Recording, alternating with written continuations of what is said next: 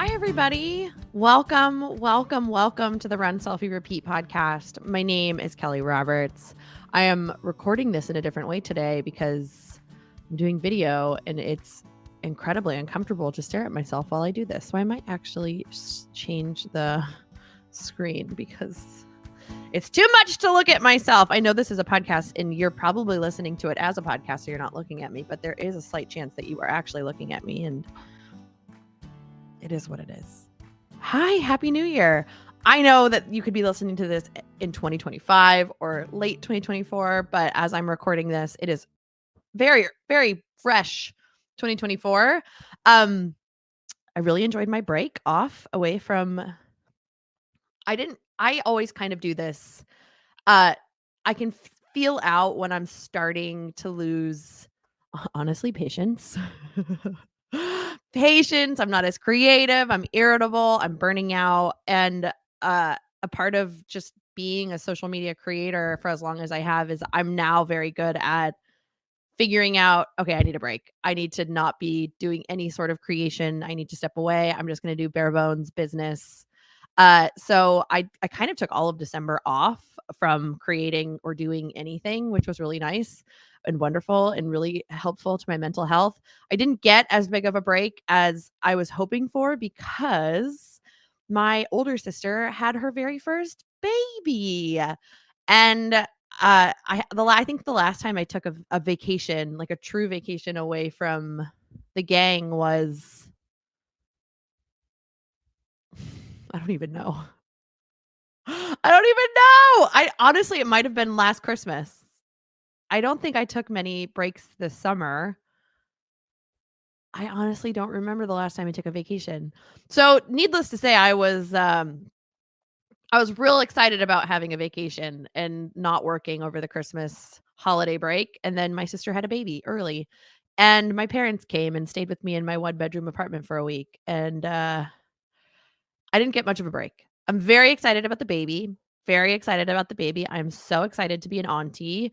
I'm so excited for this like next chapter of our lives, but definitely a little salty that I did not get the break I had so desperately needed. I love my parents to death. They are so much fun and so wonderful, but they are not travelers. They don't travel. They never leave. We never traveled growing up really, and they're very anxious travelers. I should say my mom is. And so they don't really know how to do anything by themselves. And so it was a lot of hand holding while they were here. A lot of hand holding. And Christmas is a very difficult time of year for us already, just because of after my brother's passing. Christmas all holidays become tough and painful and sad. So it was a wonderful Christmas. Our family here in New York for the first time was here with us. So we got to we called it low key Christmas, and it was just really fun. We had a lot of fun. We did a lot of I got a pickleball set, so we played pickleball, and it wasn't really pickleball. We had 8 people on one tennis court, and we kind of had like multiple balls going, and then we made a fun dinner and hung out, and on Christmas Eve we did dumplings, and it was lovely. It was really fun. And Megan and Scott, who are my best friends, if you watch my Instagram, you know Scott. He records and edits all my stuff.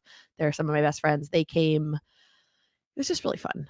It was wonderful, but it was work still. The holidays are work. I keep scrolling on Instagram or TikTok, and I see all these moms being talking about, how hard the holidays are because it's so much work to make the magic. And I get it because I've been doing this. I've been making the magic with my sister for 15 years. I started cooking Christmas dinner and all the dinners when I was about 15. We kind of just did a lot of the work. And because Christmas was at our house, we had to do all the cleaning and do all the shopping and do all the cooking.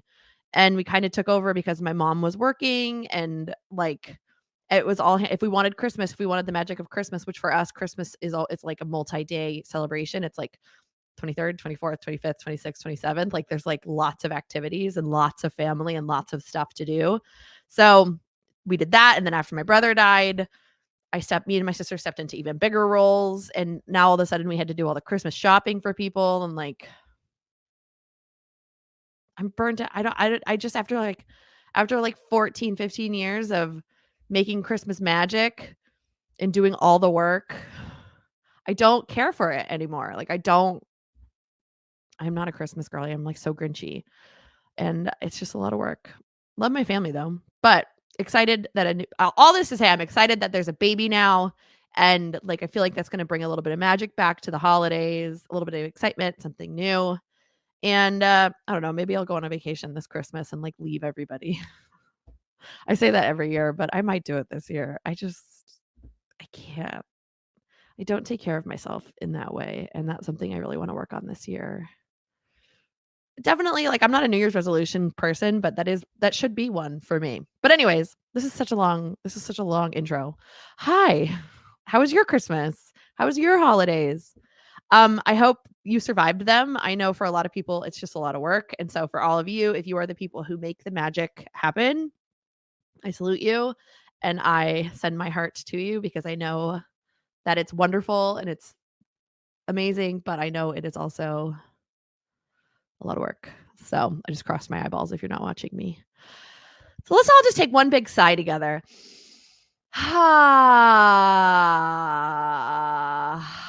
Yeah. I don't know. I feel like everything's just kind of a dud right now. Everything's a little meh.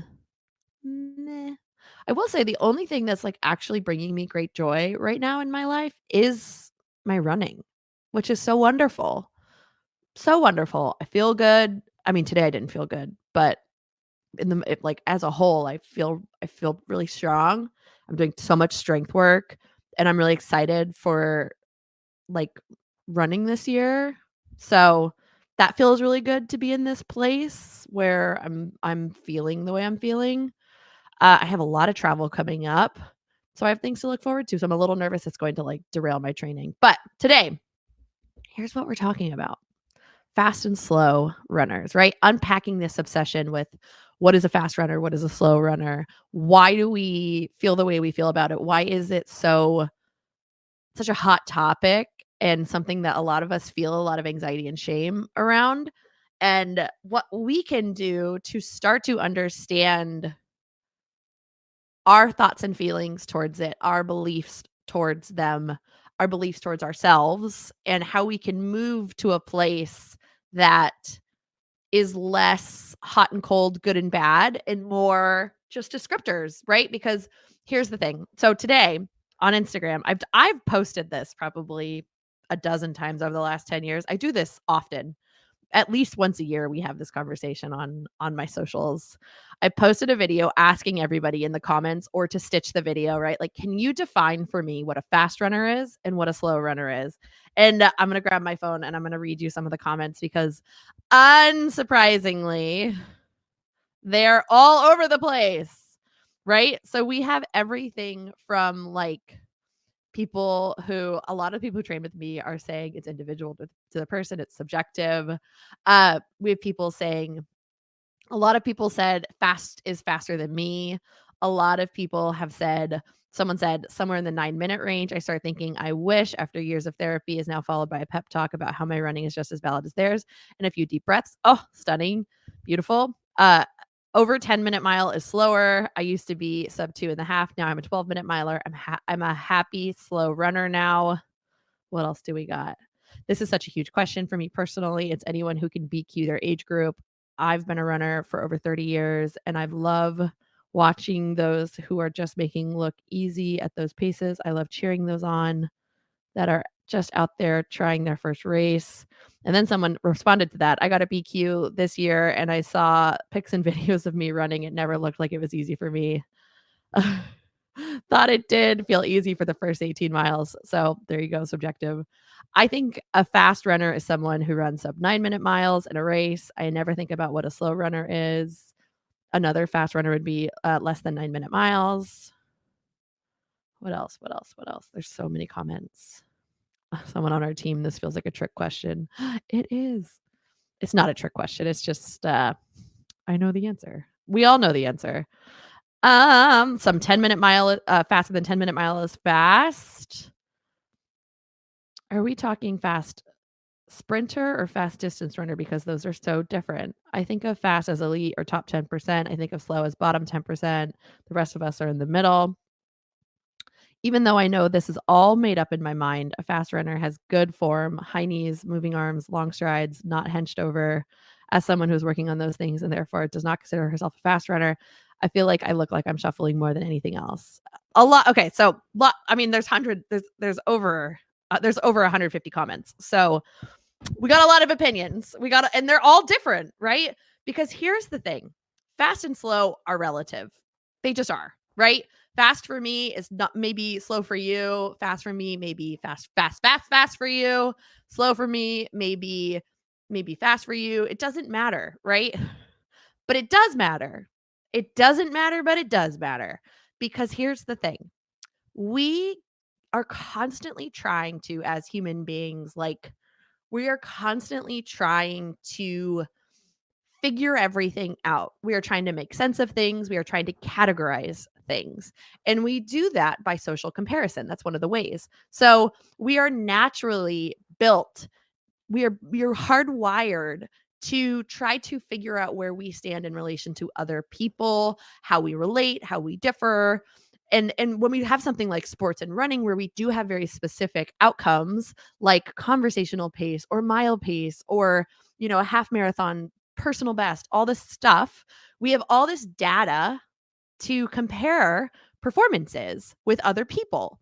And sometimes we can compare ourselves to other because we are relatively similar, right? Maybe someone's the same age as you, the same gender, the same background, you've been running the same amount of time. Maybe both of you don't come from athletic backgrounds, right? Like sometimes you can find people who you can look to and learn with and from, and vicarious learning is a thing.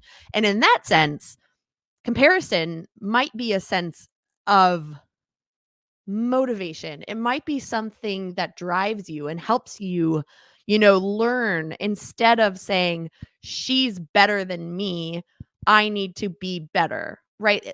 Comparison isn't always bad. Comparison isn't always something that is negative.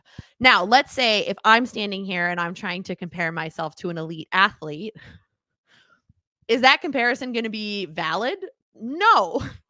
Not at all. Not only do we not have the same resources by any stretch of the imagination, like I don't have the physical therapy team that they have. I don't have the coaching team that they have, or maybe access to the gyms and stuff that they have. I also don't have the athletic build that they have or the amount of time that they've been running. Most elite athletes have been running since, childhood, teens, college, whatever. So they have tons and tons and tons of experience under their belt. I am not a new runner by any stretch of the imagination. I've been running for 11, 12 years now. And I have a lot of experience, but very different experience than someone who is competing competitively and racing as their job. So very different. I run for my job, kind of, but I don't race for my job. I don't need to be the best. I just need to be my best, which if we were being honest, so do they, right? Like at the end of the day, all we can do is our best. But comparison doesn't need to be a bad thing, but more often than not, it is something that isn't helpful. It just hurts. So comparison is a huge reason why we have fast flow. It's just a way for us to understand people, right? Another reason why we tend to start to define people as faster runners or slower runners is running is the type of activity that is often one of the ways that we can measure success is by outcomes. So we're able to set time goals or distance goals.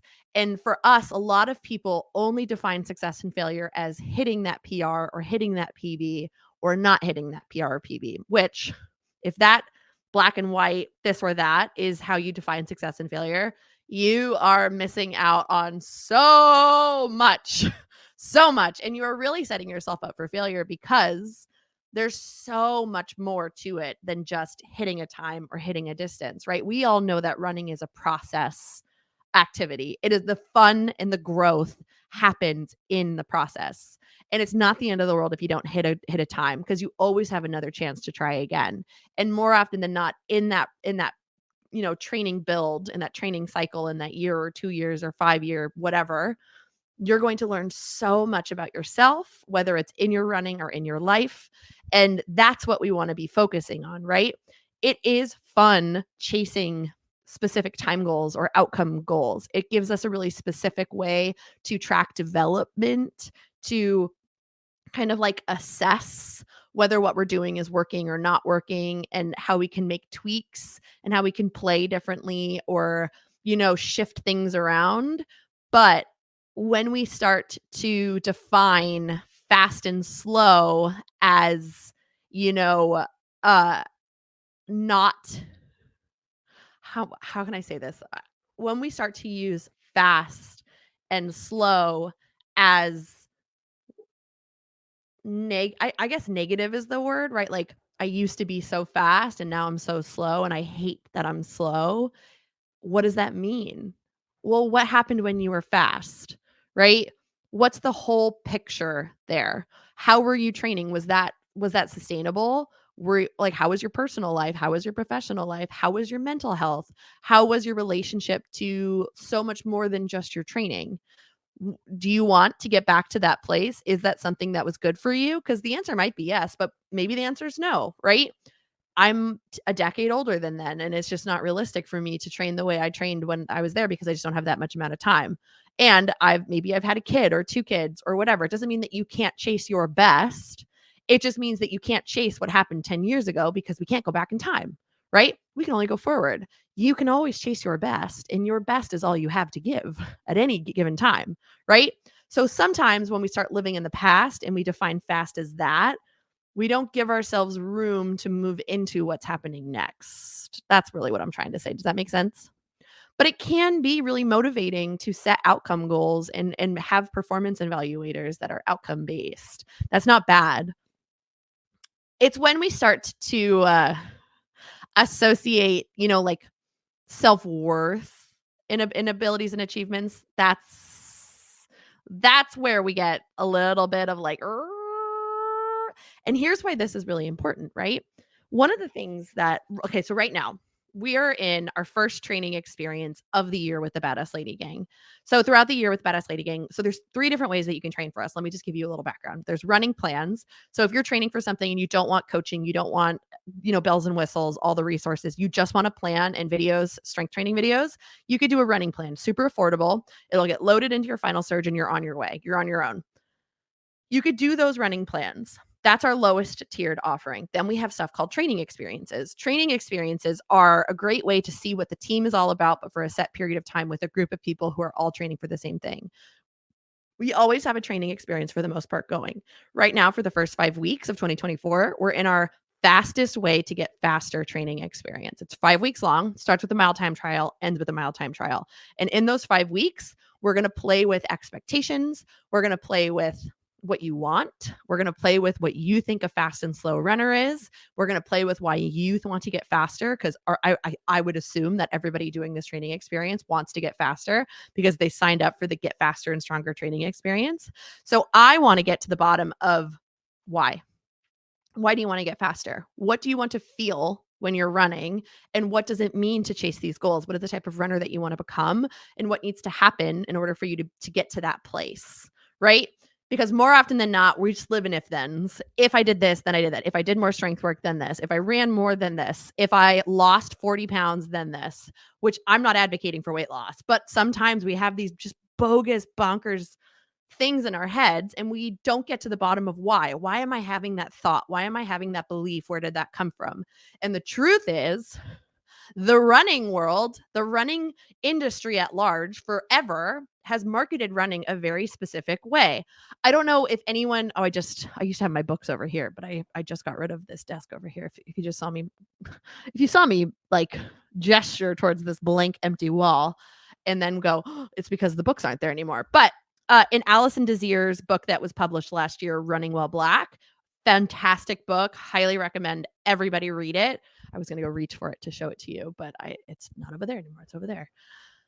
She talks a lot about the running industry for a really, really long time being a space that wasn't diverse. It was really running is and was for a very long time a very white sport, and we still have a lot of instances where for a lot of people they are not safe running in certain areas. They just aren't. They just aren't. So it's a great book, but she talks a lot about, like growing up and then finding running and marathoning in, like in the last decade, what that was like for her to have to like navigate these spaces. When she would look around, she would just see a lot of white people or people. She had a really hard time finding people who looked like her. And I do think things are changing. And I know that things are changing when I go for a run in San Diego, in a suburb of San Diego, I am seeing more people of color, whereas when I first started running 10 years ago, I would only see white people. And I know that's super, super, that is so, like, such a not indicative of the greater America, but when I go to races and when I'm watching what's happening online, we're seeing so many more people sharing their stories and taking up spaces. But it is true historically, running was a very white sport. It was just very white, right? You go and watch old movies or old TV shows, there's so many jokes about white people jogging, right? We just know it's true. Things are changing, things are shifting. So, what are the messages? That's just one of many that we've consumed from the running industry, from the entertainment industry about what it means to be a runner. For a long time, it was just a lot of really, really, really, really fast white guys, right? That was running, is marathoning or doing this or sprinting or whatever. What are some of the things that you've consumed about who belongs in the running world, right? What is a runner? Is a runner a fast runner? Is a runner a slow runner? And when we start to dig into things like race cutoffs and sometimes packing up at the tail end of that race cutoff, how does that make runners feel? And do they feel like they belong? So one of the reasons why this is really important to talk about is it does matter. There's a lot of people saying like it doesn't matter, and it does matter because a lot of slower runners, I could tell you from the comments, there's a lot of fat phobia and there's a lot of bias. There's a lot of people who say just run faster. And it's like, that's not how it works. Fast and slow are relative. And the truth of the matter is, it's just a discussion that we need to keep having so that we can make sure that more runners, especially our slower runners, our back of the pack runners, have space to take up and be a part of this fabulous running community as they go out there to do something remarkable, which is run a distance just because they can, to celebrate, their strength and the human body and what it means to push yourself further, right? It matters. It really, really, really matters. It does matter because it does have to do with identity and worth and beliefs and whether or not we feel like we belong or we're good enough, right? Are you enough? It has to do with self-efficacy and self-esteem, all the things, right? It really, really, really matters. But at the end of the day, it is 100% subjective. Fast and slow are subjective.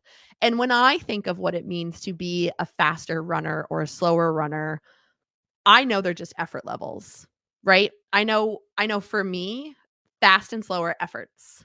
I know a fast effort, I know a faster effort, I know a world record effort for me. I know slow efforts. I know I feel like shit slow efforts. I know that stuff for me.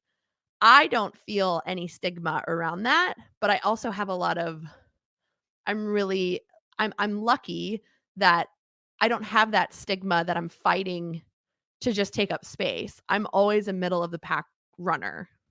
I'm sometimes slower, sometimes 12 to 13-minute miles, which for me is my slower pace. That's my conversational pace. I know what that's like, but I've never been a 15, 16, 17, 18, 19, 20, 21, 22, 23, 24, 25, 26, 27, 28-minute miler. I have ran races where I've ran that slow and had a lot of fun, but that's not my conversational pace. It doesn't make me better or worse than anyone else. It's just where I'm at. It's just where I've been, right? Who knows where I'm going? But I do think it's really important that we all understand how we're using fast and how we're using slow and what that means, what it means when we're saying that, and that I think it's really important that we do stick to effort levels and understanding the different like shifts in efforts, right? A threshold effort is different than an interval pace effort, which is different than a repetition effort, right? Tempos, all that stuff, race paces, right? A marathon race pace is going to be very different than a mile race pace, which is going to be very different than conversational pace, right? I did my mile time trial today because we're in day 2, which is like week 1. We always have time trials in our training experiences.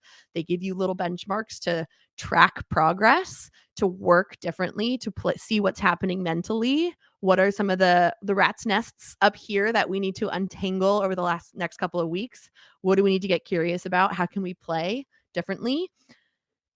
I think I ran like 11:30, 12-minute miles on the way there. I felt awful, right? My 2-mile warm-up was lots of walking. Lots of walking. I just didn't feel good. And then I got to where I do my mile time trial, and it was one of those things that I'm really grateful that I have the amount of experience under my belt that I can be like, totally fine. Just because I feel like shit and I felt like absolute dirt and I felt, heavy and not my best doesn't mean that I can't now go and move into this next thing that we're about to do and really give myself my best and run differently because I know I can, right? I focus on what's inside of my control, which is taking a beat, letting my heart rate come down, getting into that neutral headspace where I'm not starting to be like, oh my God, I felt so shitty. I can't do this today. I'm not going to be able to whatever, right? I'm not predicting the future. I'm just like, great. Now what's some of the stretching that I can do right now to help, really shake off maybe some of the fatigue that's in my legs or get some mobility, just like work on going through the motions to control what's inside of my control, which is my warm up. So I did my warm up. I did some breathing. I closed my eyes. I asked myself, what do I want to do right now? What are my expectations for myself? What does my personal best look like? And then I went, and I thought I could do it in 8:10 and I did it in 8:01. And I was like, fuck yeah, world record. I can't believe I just ran that fast. That's so fast. And as I'm walking in my cool down, I remember thinking like, dang, this was my marathon pace in 2019. That's wild, right? Not good or bad. I could have very easily compared and been like, oh my God, what happened to me? I missed that. I don't miss that. I don't want to train like that ever again. I was in the worst mental health space of my life, deep, deep, deep in disordered eating and really struggling with my self-worth and whether or not I belong, whether or not I want to do this anymore. And I was having fun. That's not true. I was having fun. I really enjoyed that training process, but I was not well. And I knew I needed to get well. And I am now in a place where I feel really strong and I'm really enjoying myself. And I do want to get stronger, but I know that stronger doesn't look like anything. It's just what's going to happen next based on what I'm doing now. But I did have that thought of like, dang, that's so crazy. It's so crazy that my all out mile right now is what I used to run a marathon in. And instead of saying like, meh, I just went, that's wild. Onwards. I feel so good. I feel so great. I can't believe I just ran what I ran. Fantastic. I'm really excited to see what's going to happen in 5 weeks. That's where I'm at, you know? But again, fast. I ran my conversational pace, 11:30, 12, sometimes 14 on the way back. I did like a 14-minute mile. And then, an 8-minute mile. Fast and slow. It all means whatever it means to you. It's totally and completely subjective. Totally subjective. Sometimes it's great to be able to have benchmarks in black and white ways, outcome stuff to gauge progress and to see different things. And it's also a really great way to check in on beliefs, right? What would happen if you do a mile time trial and it's significantly slower than what it was last year? Maybe you're not going to have those same thoughts that I have, which was like, oh, that's wild. And you're starting to be like, oh, what happened to me? God, I'm so lazy. I can't, I will never. And you start to use these words that do, give you stress, and you are starting to overemphasize outcomes, and your self-worth gets involved, and you don't feel good. Sometimes that can happen. So we want to come back to accurate self-talk, right? And we want to come back to, where are you at right now and where do you want to be? And what do we need to do to get there? And how can we play? Things to think about. But at the end of the day, Fast, slow, totally subjective, but we can't have this conversation without talking about why the running world puts so much emphasis on look, feel, setting standards for what runners look like or run like. Like, look at all the ads. We still have people who look very like their strides are really, really defined and they have a really strong knee drive, or when they're running, it looks effortless, right? Like, there's lots of stuff that there's messaging that we're constantly consuming. And for a really long time, the running industry really did just talk a lot about pace and a lot about fast and a lot about being better and better and better and better and better. And when we have outcomes, the only way to get better is to get faster. If that's the thinking that you're in, of course, you're going to start to tie self-worth and stigmatize slower running because it means you're not working hard enough. But we know that's not true at all, right? When I think about the best runners and the runners who are working the hardest and having the most progress, I think about the ones who are really working on their mental health and their mental game and their resilience in sport. And they're able to paint with so many different colors of the rainbow. And they're so nuanced because they know that there are times in their life when they are a bit more specific in training and they are training for outcome things. But they know there are many, many, many more times in their life when they're running just because, when they're moving their body because it makes them feel good, and they're moving their body in any different way because they like it. They like how it makes them feel. It likes the community they connect it to, all the things, right?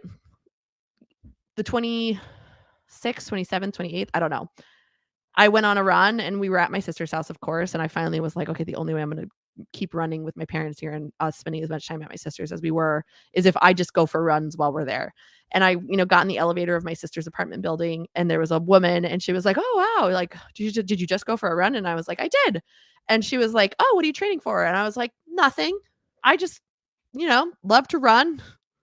And she was like, "Oh, wow. Like, I used to run and like, I never would run for fun." And I was like, I mean, I don't know if it's necessarily running for fun, but like it is because in order for me to have fun, I need to maintain a certain level of fitness. And I know right now I am, with all the family I have around me right now, and watching, like my sister move on to this next stage of her life and feeling a little like I'm being left behind. I need running. Like, I have to be able to I have to have that space for myself to just brainstorm and think and process and grieve and wonder and imagine, and I need it. I want it. I want to take that time for myself. And there are runs where I feel fantastic and I fly, and there are runs where I feel like absolute shit and take a lot of walking breaks, and I just sit there thinking I just wish this was a day where I could fly. But guess what? You just never know what you're going to get. So you just stay in the present. But anyways, long-winded way of saying this is a really important conversation to have. And if you do start to find yourself kind of feeling stigmatized or lesser than because you're slow, I would encourage you to start to wonder, one, what does fast and slow mean? What's fast and slow for me? What is the type of runner that I want to be? What does that look like? And does that align with what's possible in my life right now, right? If you want to run 6 days a week and strength train 2 or 3 days a week and cross train 1 or 2 days a week, but you work 6 days a week and you have a family, is that, given circumstance, a reality for you? Probably not. You're spread pretty thin. Doesn't mean that you can't make it happen. There's lots of people who do, but is that healthy for you? Not everybody can wake up at 4 a.m. and bust out a 2-hour workout before people wake up. I know people on social media make it look like that, but that's not healthy for everyone, and that shouldn't be the case for everybody. And you don't have to do that. You can do absolutely fine with 3 working out days a week. Just sometimes we need to get on, reality with what you actually want. How do you want to feel? And what do you want out of your training? And is that realistic with what your expectations in reality are? Yes? All right, everybody. Welcome back to the Run Selfie Repeat podcast. Another year. Big sigh. All right. I'm Kelly Roberts. kick ass and take names. I'll talk to you later.